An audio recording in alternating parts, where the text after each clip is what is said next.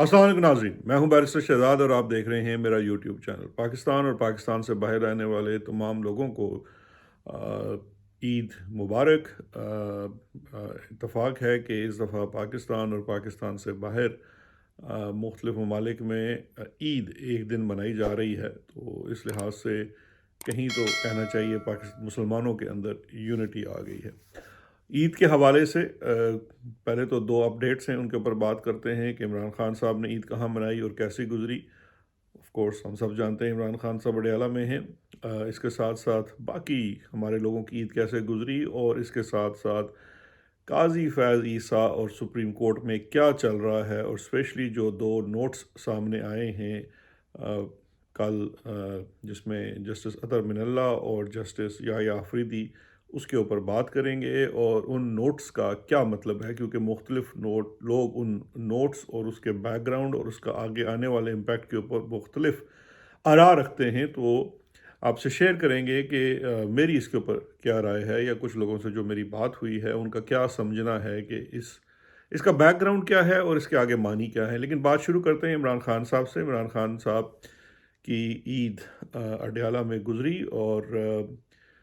जो अफसोस की बात थी, अडयाला में इमरान खान साहब और शाह महमूद कुरैशी दोनों मौजूद हैं, लेकिन इतलात के मुताबिक उन्हें इकट्ठे नमाज नहीं पढ़ने दी गई। और ये मैं समझता हूँ उसी बीमार जहन की ये सोच है कि वही जो एक कर्नल साहब कंट्रोल करते हैं अडयाला जेल के, वो उन्हीं के पीछे होगा कि इन्हें इकट्ठे नमाज ना पढ़ने दी जाए। दूसरी इतलात ये हैं कि आज इस्लामाबाद हाई कोर्ट के हुक्म के मुताबिक खान साहब की मुलाकात उनकी अहलिया बुशरा बीबी से कराई जाएगी। अभी तक नहीं हुई है, लेकिन सुनने में आ रहा है कि शायद दिन के किसी हिस्से में वो मुलाकात करवाई जाए। ये तो हवाल था पाबंद सलासल लोगों की ईद का। लेकिन जो लोग इस वक्त आज़ाद हैं उनकी ईद भी बड़ी इंटरेस्टिंग गुजर रही है। जो सबसे मेरे लिए हैरान कुन चीज़ थी, इसके ऊपर मैंने ट्वीट भी किया और मैं समझता हूँ सबसे बड़ी ब्रेकिंग न्यूज़ है कि मियाँ शहबाज शरीफ और मियाँ नवाज शरीफ, मियाँ मोहम्मद शरीफ के होनहार सपूत, जहाँ तक आप हिस्टोरिकली देख लें कि पाकिस्तान में हमेशा मियाँ शरीफ की तो ज़िंदगी में, लेकिन उसके बाद भी दोनों भाइयों ने हमेशा ईद इकट्ठे अदा की है। और मेरे ख़्याल में एक मुल्क में होते हुए ये पहली ईद होगी जबकि छोटे भाई जो हैं इस मुल्क के वज़ीर आज़म हैं। तमाम चीज़ों के इख्तियार उनके हाथ में हैं, लेकिन आज दोनों ने ईद की नमाज इकट्ठे अदा नहीं की। ऐसा नहीं है कि नवाज़ शरीफ साहब कोई या शहबाज शरीफ साहब कोई ऐसी जगह ईद अदा कर रहे थे जहाँ पे उनके जो ऑफिशियल एज प्राइम मिनिस्टर कोई जो थी उन्होंने अदा करनी थी। जैसे अगर लाहौर में तो पब्लिक के साथ वो शाही मस्जिद में, बादशाही मस्जिद में नमाज अदा कर सकते थे, वरना ट्रेडिशनली जो है वो नमाज बड़ी इज्तिमा जो होता है वो फैसल मस्जिद इस्लामाबाद में होता है। ऐसा नहीं था। शहबाज शरीफ साहब अपने ज़ाती घर कहना चाहिए या ज़ाती रियासत के अंदर मुख्तसर लोगों के साथ, वीडियो फुटेज भी मौजूद है, उन्होंने मॉडल टाउन में अपनी रहाइश गाह के ऊपर जो है वो नमाज ईद अदा की है। और उस फुटेज में वाज़े तौर पर देखा जा सकता है कि उनके अक़ब में शहबाज शरीफ के साहबजादे सलमान शहबाज और हमज़ा शहबाज मौजूद हैं। और ये सारी की सारी शहबाज फैमिली है। इनके साथ ज़ाहिर बात है इनके जो वज़ीर इत्तलात हैं अता तारर साहब भी मौजूद हैं, लेकिन इसके अलावा वहाँ पे हमें ये एक फैमिली अफेयर नज़र आता है, the house of Shahbaz Sharif, not the house of Sharif but house of Shahbaz शरीफ। दूसरी जानिब नवाज शरीफ साहब ने हमेशा की तरह जाती उम्रा में ईद अदा की, जहाँ पे उनके साहबजादे उनके हमरा थे, और दोनों भाई जो हैं ना ईद की नमाज अदा इकट्ठे की है। और अब पता नहीं उनकी सारी मुलाकात होती है नहीं होती है। इसका बैकग्राउंड ये है, इसकी कुछ समझ ये आती है कि जो पिछले कुछ दिनों से आप देख रहे हैं, कि हफ्तों से देख रहे हैं, जो पार्टी के कुछ लोग ओल्ड विग्स, याद रखिए कि ये कोई तहरीक इंसाफ नहीं है जहाँ पे बड़ी कुछ जमहूरियत है कि जिस लीडर का जो दिल करेगा वो बयान दे देगा और वो बात हो जाएगी। मुस्लिम लीग नून के अंदर हर चीज़ जो है वो नवाज शरीफ साहब की मर्ज़ी से चलती है। और अभी भी जो वहाँ बयानात दिए जाते हैं, यानी कि राना सनाउल्लाह जो फरमा रहे हैं शहबाज शरीफ के बारे में, और जावेद लतीफ़ की जो बातें हैं या दीगर लोग बात करते हैं, तो वो میں یہ سمجھتا ہوں کہ وہ نواز شریف کیمپ کی آواز ہے، اور اندازہ یہ ہے اور کہنا یہ ہے لوگوں کا کہ عید کے بعد شاید یہ ایک اور، کیونکہ یہ دیکھیے یہ ایک بہت بڑا سگنلنگ تھی، یہ بڑی ایک سگنلنگ تھی جس میں نواز شریف اپنے آپ کو علادہ کر رہے ہیں شہباز شریف کے ساتھ، آلدو وہ اس والی ڈیل کا ایک حد تک تو فائدہ بھی اٹھا رہے ہیں، مزے بھی لوٹ رہے ہیں، کیسز بھی بند کرا لیے ہیں، اپنے آپ کو آزاد بھی کر لیا ہے، بیٹوں کے کیسز بھی ختم ہو گئے ہیں، اور ان کی صاحبزادی جو ہیں وہ پنجاب کی سب سے بڑے صوبے، طاقتور صوبے کی وزیر اعلیٰ بن چکی ہیں، اور ان کی انٹری جو ہے جو وہ چاہتے تھے وہ اقتدار میں ایک بڑے بینگ کے ساتھ، کہ جس طرح ان کے والد کی انٹری پالیٹکس میں پنجاب سے ہوئی، پہلے وہ منسٹر بنے اور پھر ایونچولی وہ چیف منسٹر پنجاب بنے، تو اس طرح سے انہوں نے مریم نواز کی انٹری پنجاب کی یا پاکستان کی پالیٹکس میں پنجاب کے چیف منسٹر کے طور پر کروا لی۔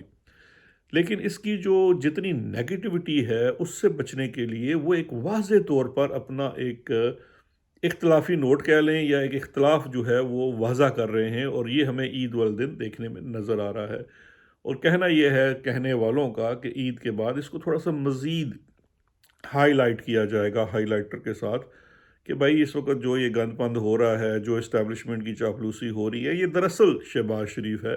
ہمارا اس سے کوئی خاص لینا دینا نہیں ہے، ہم آج بھی نظریاتی ہیں اور آج بھی اپنی جنگ جاری رکھے ہوئے ہیں۔ میں اس بات سے پوری طرح سے ایگری نہیں کرتا، یہ بات نظریاتی کی نہیں ہے، اصل میں تو اگر شہباز شریف کی جگہ نواز شریف وزیر اعظم ہوتے تو شاید ہاں یہ کہا جا سکتا ہے کہ جو فوج کی بات ماننا ہے یا چاپلوسی ہے وہ شاید تھوڑی سی کم ہوتی، بیکاز نواز شریف کا ایکسپیرینس، ایکسپوجر، وہ ایک جو اس کا اپنا ایک اسٹیچر ہے وہ مختلف ہے، اور سٹائل بھی مختلف ہے شہباز شریف سے، تو وہ تو مختلف ہو سکتا تھا، لیکن یہ نہیں ہونا تھا کہ فارم 47 کی جیتی ہوئی حکومت سے کوئی نواز شریف نے انکار کرنا تھا۔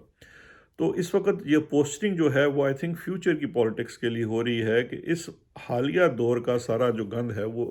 شہباز شریف کے اوپر ڈال دیا جائے گا، لیکن یہ ہے وہ عید کے دن پکتا ہوا ایک نیا پکوان جو ہاؤس آف شریف یا کہنا چاہیے نون لیگ کے اندر پک رہا ہے۔ اب آگے بڑھتے ہیں، دوسری جو بڑی خبر ہے عید کے روز یا کہہ لیجیے یا عید سے ایک روز پہلے کی تھی، وہ ہے سپریم کورٹ آف پاکستان سے دو نوٹس آئے ہیں۔ ایک تو وہ جو لاسٹ ہیئرنگ ہوئی تھی، جو سو موٹو نوٹس لیا گیا، اور جس میں اب امید یہ کی جا رہی ہے یا کہا یہ گیا ہے یا امپریشن یہ دیا گیا قاضی فیاض عیسیٰ کی جانب سے کہ 29 اپریل کے لگ بھگ 28 یا 29 اپریل کو لارجر بینچ یا فل کورٹ تشکیل دے دیا جائے گا اسلام آباد ہائی کورٹ کے 6 ججز کے لکھے ہوئے خط والے معاملے کے اوپر۔ اب اس میں کچھ فردر ڈیولپمنٹس اس طرح سے ہیں کہ ایک تو اس پہلی بات یہ ہے کہ جو لاسٹ ہیئرنگ ہوئی تھی اس کے کافی دنوں تک ہمیں اس کا کوئی ریٹن آرڈر دیکھنا نصیب نہ ہوا، اور اس کی وجہ اب کافی ہمیں واضح طور پر سامنے آ چکی ہے، اور وجہ وہ یہی ہے کہ وہ جو لارجر بینچ بھی تھا 7 ممبرز کا، اس کے اندر بھی کافی زیادہ اختلاف پایا جاتا ہے۔ ابھی تک 2 نوٹس جو ہیں وہ منظر عام پر آ چکے ہیں اور وہ رپورٹ بھی ہوئے ہیں۔ ٹریبیون میں حسنات رپورٹر ہیں، ٹریبیون کے سپریم کورٹ کو کور کرتے ہیں، انہوں نے بڑا ڈیٹیل سے اطہر من اللہ صاحب کا اختلافی کہہ لیجیے نوٹ اس کو اس کی ڈیٹیل دی ہے، اور ساتھ ساتھ جو جسٹس یحییٰ آفریدی کا نوٹ ہے اس کو جسٹس یحییٰ آفریدی نے تو اپنے آپ کو اس پورے معاملے سے ریکیوز کر لیا ہے، انہوں نے اپنی وجوہات بیان کی ہیں اور انہوں نے اس کو ریکیوز کر لیا کہ میں نہیں بیٹھوں گا، چاہے یہ لارجر بینچ ہو یا فل کورٹ ریفرنس ہو، میں اس سے اتفاق نہیں کرتا۔ اطہر من اللہ صاحب نے اپنے آپ کو ریکیوز نہیں کیا ہے، لیکن انہوں نے جو خیالات ہیں ان کا اظہار بڑا کھل کر کیا ہے، اور جب آپ کوئی اضافی نوٹ دیتے ہیں، وہ چاہے وہ اختلافی نوٹ ہو یا اضافی نوٹ ہو، تو اس وقت آپ جو مین آرڈر لکھا جاتا ہے یا نوٹ لکھا جاتا ہے اس سے ہٹ کر آپ کی رائے ہوتی ہے، اس لیے اس کو اضافی یا اختلافی نوٹ کہا جاتا ہے۔ اختلافی نوٹ تو بالکل ہی اختلاف میں ہوتا ہے، اور اضافی نوٹ یہ چیز ایڈ کرتا ہے کہ میں اگر اس سے ایگری یا ڈس ایگری کر رہا ہوں تو اس کی وجوہات کیا ہیں۔ اب جو سب سے انٹرسٹنگ چیز ہے جو جسٹس اطہر من اللہ کے نوٹ سے اور جسٹس یحییٰ آفریدی کے نوٹ سے سامنے آتی ہے، وہ یہ ہے کہ میری انٹرپریٹیشن اس کی یہ ہے کہ وہ ایکسپوز کرتے ہیں قاضی فیاض عیسیٰ صاحب کی اپروچ کو اس پورے معاملے کو لے کر۔ قاضی فیاض عیسیٰ صاحب کی جو اپروچ ہے اس پورے معاملے کو لے کر وہ ایسی ہے کہ یہ کوئی اتنی بڑی بات نہیں ہے، یہ کوئی اتنی چنبے کی بات نہیں ہے،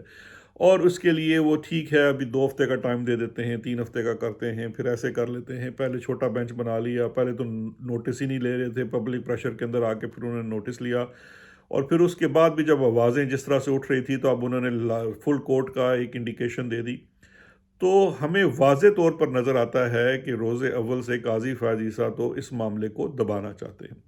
اور اطہر من اللہ صاحب اور یحییٰ آفریدی کی جانب سے جو اپروچ اڈاپٹ کی گئی ہے سپریم کورٹ کی، اس کے اوپر یہی کہا جا رہا ہے کہ یہ معاملہ جو ہے یہ اس طرح سے نہیں ہے جس طرح سے اس کو قاضی فیاض عیسیٰ چیف جسٹس آف پاکستان دیکھ رہے ہیں، کیونکہ یہ معاملہ جو ہے اس سے زیادہ سینسٹیو ہے، اور اس کی جو مضمرات ہیں اس معاملے کے اندر وہ کسی اور طرف نشاندہی کرتے ہیں. جسٹس یحییٰ آفریدی کا یہ کہنا ہے کہ یہ ایک انتظامی امور کا فیصلہ ہے فار ایڈمنسٹریشن آف جسٹس، اور اس کے لیے جو ججز ہیں اسپیشلی جو ہائی کورٹ کے ججز and the chief justice of the concerned high court, ان کے پاس اختیارات ہیں اور ان کو اپنے اختیارات استعمال بھی کرنے چاہیے، اور ان کو اپنے اختیارات جو ہیں وہ اس کانٹیکسٹ میں for the protection of their ججز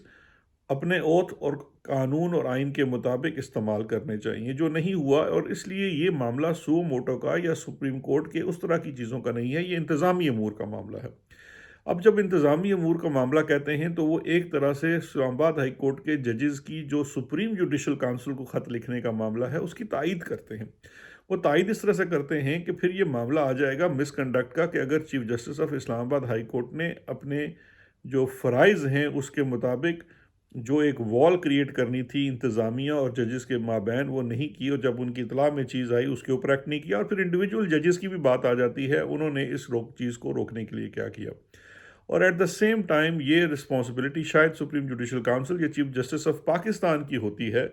کہ اس طرح کے معاملات میں ان کا جو رول ہے وہ انتظامی سطح پہ ہونا چاہیے، نہ کہ اس کے اوپر ایک کیس شروع کر دیں پھر دونوں طرف کی بحثیں آ جائیں. یہ تو نہیں ہے، وہ تو اس کو یہ بات کر رہے ہیں جو بات 6 ججز نے اپنی چٹھی میں لکھی ہے. اور پھر یہاں سے چلتے ہیں جسٹس اطہر من اللہ کی طرف. جسٹس اطہر من اللہ نے ایک بڑی انٹرسٹنگ بات اپنی اس چٹھی کے اندر لکھی ہے، اور انہوں نے ان 6 ججز کو وسل بلور کہا ہے. 2-3 باتیں انہوں نے بڑی امپورٹنٹ کی ہیں جو میں کہتا ہوں بین السطور ان کو کہا جا سکتا ہے، بڑے نفاست کے ساتھ طریقے کے ساتھ ان کو لکھا گیا ہے. اور جو سب سے بڑی بات یہ ہے کہ وہ کہہ رہے ہیں کہ یہ ایک پریکٹس ہے جو ماضی میں بھی چلی آ رہی ہے، جس کی نشاندہی یا ایڈمیشن کہہ لیجیے ایگزیکٹو کی جانب سے اٹارنی جنرل آف پاکستان نے خود کر دی.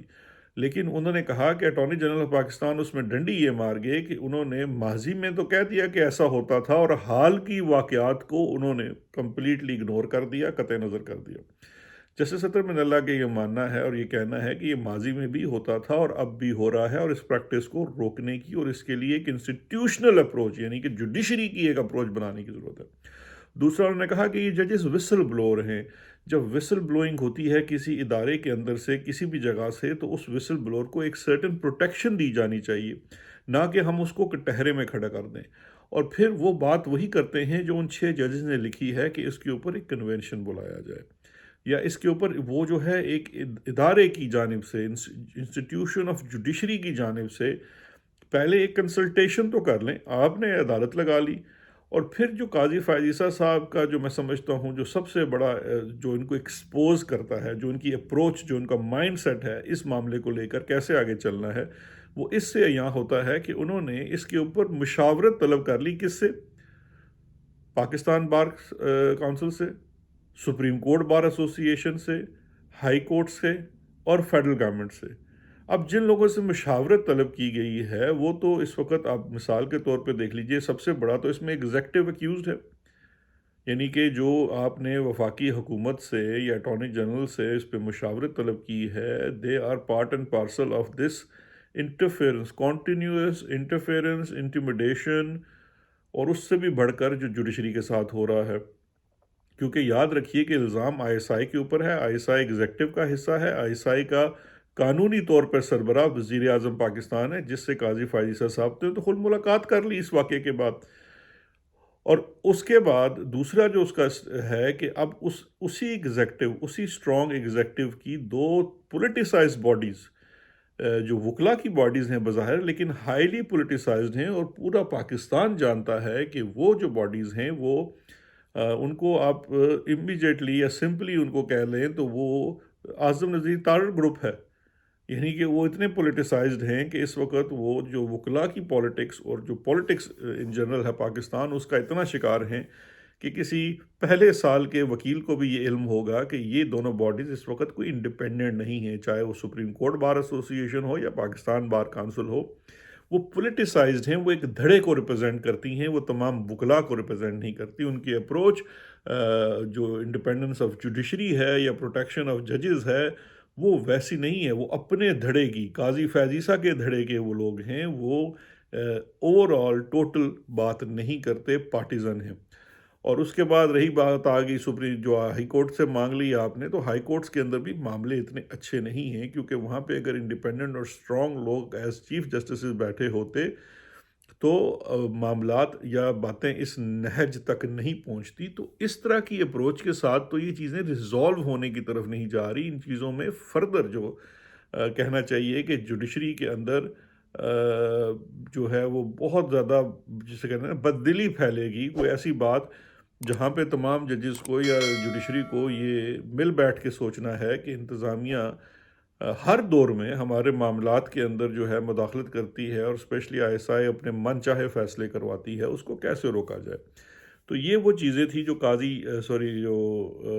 جسٹس اطہر من اللہ کی چٹھی اور جو نوٹ ہے اس کے اندر، اور یحییٰ آفریدی صاحب کے نوٹ کے اندر چیزیں آئی، اور میں یہ سمجھتا ہوں کہ یہ جو نوٹس ہیں یہ آگے جب اس میں فل بینچ بنتا ہے تو اس کے اندر کافی زیادہ رول ادا کریں گے، کیونکہ یہ وہ وائسز ہیں جو ڈسینٹنگ وائسز ہیں۔ اب سوال یہ پیدا ہوتا ہے کہ اس سارے کیوس کا فائدہ کس کو پہنچے گا یا کیا ہوگا؟ دیکھیے، ایک بات سے تو میں جسٹس اطہر من اللہ کی 100% جو ہے اتفاق کرتا ہوں کہ ججز نے جو اسلام آباد ہائی کورٹ نے کیا وہ وسل بلوئنگ ہے، وہ ایک کنسسٹنٹلی ہونے والے چیزوں کی طرف نشاندہی کرتے ہیں، اور وہ مدد چاہتے ہیں اپنے انسٹیٹیوشن کے ہیڈ سے اور ان ٹوٹل جو انسٹیٹیوشن ہے اس سے، جس کے اوپر میں سمجھتا ہوں کہ مزید اس وقت جو ہے وہ تفرقہ اور تفریق پھیل رہی ہے، اور ہماری جو انسٹیٹیوشن ہے آف جوڈیشری یہ اس چیز کو سمجھنے سے قاصر ہے کہ یہ اس وقت صرف کوئی ایک پارٹی کی بات نہیں ہے۔ آج زیر اطاعت عمران خان ہے یا پی ٹی آئی ہے، لیکن یہ پریکٹس اب جس نہج پہ پہنچ چکی ہے، اور جتنا اس کا کہنا چاہیے وہ بڑھ گیا ہے پورا سلسلہ، اور جتنی مادر پیدر آزاد ہو گئی ہے ہماری ایجنسیاں، اور ایک قسم سے کہہ لی کہ بدماشی کی حد تک آ گئی ہیں، اس کو روکنے کے لیے اگر انسٹیٹیوشن آف جوڈیشری نے ایک یونائٹڈ اور کانسٹیٹیوشنل اپروچ نہ اپنائی تو پھر یقین جانیے کہ یہ پھر انسٹیٹیوشن آف جوڈیشری کو اب بھول جائیے۔ تو اب دیکھتے ہیں کہ اس میں قاضی صاحب کس طرف چلتے ہیں، ان سے تو کوئی امید نہیں ہے، لیکن سوال یہ پیدا ہوتا ہے کہ جو نوٹ کے اندر نشاندہیاں جسٹس اطہر من اللہ نے اور یحییٰ آفریدی نے کی ہے، دیگر ججز جو ہیں سپریم کورٹ کے اس کے اوپر اپنی کیا رائے رکھتے ہیں، اور ان کی جانب سے ایسی آوازیں سامنے آتی ہیں یا کب آتی ہیں اور کس طور سامنے آتی ہیں۔ ابھی عید کے بعد 2 ہفتے اور لگنے ہیں، اس کے بعد یہ سپریم کورٹ میں لوگ بیٹھیں گے، تو اب دیکھتے ہیں معاملہ کس طرف جاتا ہے۔ آج کے لیے اتنا ہی۔ آپ اپنے امید کرتے ہیں آپ اپنی عید اپنے پیاروں کے ساتھ اپنی جگہوں پہ گزار رہے ہوں گے، اور آپ کی عید اچھی گزرے گی۔ اپنا خیال رکھیے گا، انشاءاللہ پھر مزید تجزیے کے ساتھ حاضر ہوں گے۔ شکریہ اور خدا حافظ۔